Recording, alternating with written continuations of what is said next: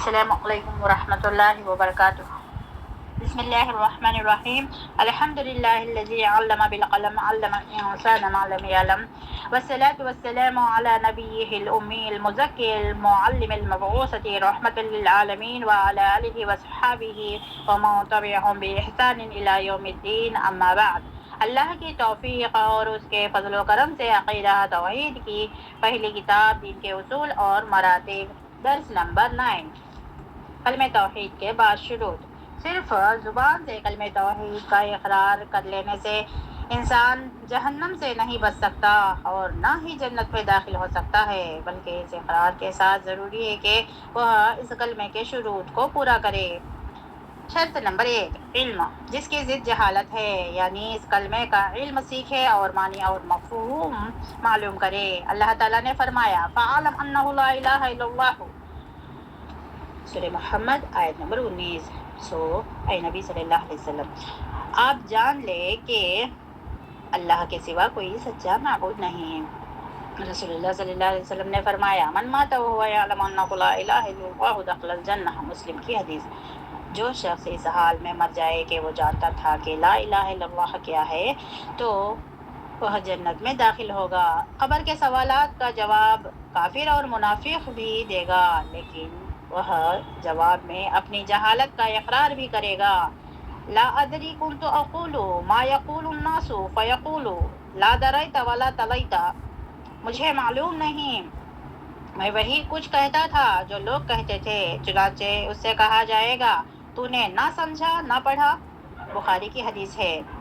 شرط نمبر 2، یقین، جس کی ضد شک ہے، یعنی اس کلمے کے معنی اور مفہوم پر پختہ یقین رکھے اور شک و شبہ سے بالکل دور رہے۔ اللہ تعالیٰ نے فرمایا انما المؤمنون الذین آمنوا باللہ ورسولہ ثم لم یرتابوا، سورہ حجرات آیت نمبر 15۔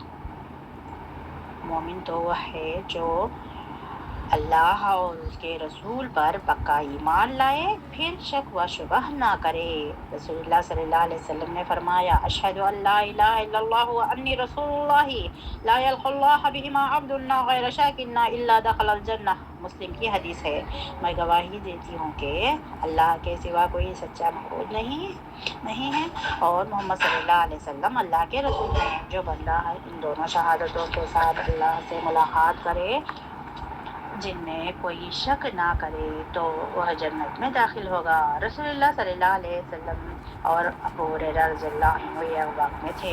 اس وقت آپ صلی اللہ علیہ وسلم نے ابو ہریرہ رضی اللہ عنہ سے فرمایا من لقیت خلف هذا اللقائط یشہد ان لا الہ الا اللہ مستیقنا بها من قلبہ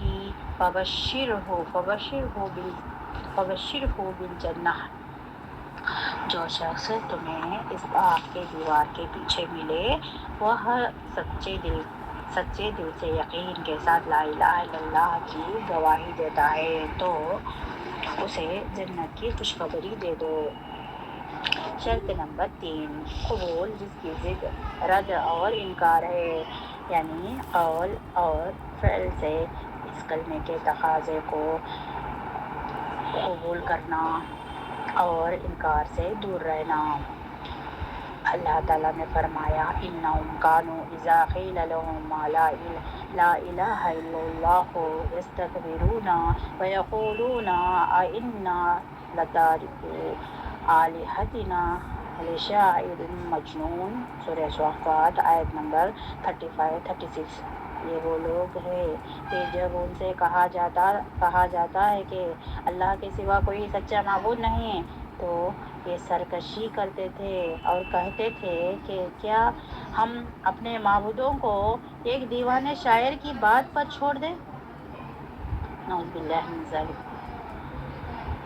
جس شخص کا اقرار عمل سے خالی ہو تو وہ جھوٹا اقرار ہے۔ کلمہ توحید کے مطابق عمل کیے بغیر کوئی شخص جنت میں نہیں جا سکتا۔ واحد بن منبع سے لوگوں نے پوچھا کیا لا الہ الا اللہ جنت کی کنجی نہیں ہے؟ انہوں نے جواب دیا ہاں، لیکن کنجی کے دندانے بھی تو ہوتے ہیں، اگر تمہارے پاس دندانے والی کنجی ہوگی تو قفل کھلے گا ورنہ نہیں کھلے گا۔ بخاری کی حدیث ہے۔ حسن بصری فرماتے ہیں ایمان آرزو اور تمنائیں کرنے کا نام نہیں ہے، بلکہ ایمان وہ ہے جو دلوں میں پوسط ہو جائے اور اعمال کی شکل میں اس کی سچائی ظاہر ہو جائے۔ بس جو شخص اچھی بات کہے اور اچھا عمل کرے وہی مقبول ہے، اور جو شخص اچھی بات کہے لیکن برا عمل کرے وہ مردود ہے۔